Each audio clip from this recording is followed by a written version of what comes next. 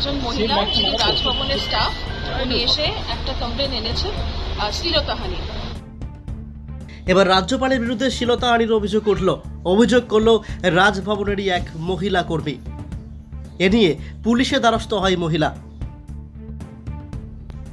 এ বিষয়ে পুলিশ কি বলছে, আসলে কি অভিযোগ করেছেন রাজভবনের ওই মহিলা কর্মী, শুনুন পুলিশেরই মুখ থেকে। একজন মহিলা যিনি রাজভবনের স্টাফ, উনি এসে একটা কমপ্লেন এনেছে শ্লীলতাহানি। উনি সেই কমপ্লেনটা অ্যারাউন্ড 5টা আমাদের দিয়েছেন, তবে এটা রাজভবনের অফিসে যেহেতু জমা পড়েছিল, সাবসিকুয়েন্টলি রাজভবনে যেটা আমাদের পুলিশের আউটপোস্ট আছে ওনারা ওটাকে ফরওয়ার্ড করে হেয়ার স্ট্রিট থানাতে দেন। সাবসিকুয়েন্টলি ওটা আমরা নথিভুক্ত করেছি এবং আমরা ইনকোয়ারি। কার এগেইনস্টে কমপ্লেন করা হচ্ছে? এটা কমপ্লেন আছে মানে হিজ এক্সেলেন্সি গভর্নরের এগেইনস্ট। আপনাদের কি এখতিয়ারের মধ্যে পড়ে গভর্নরের বিরুদ্ধে এনকোয়ারি করেন?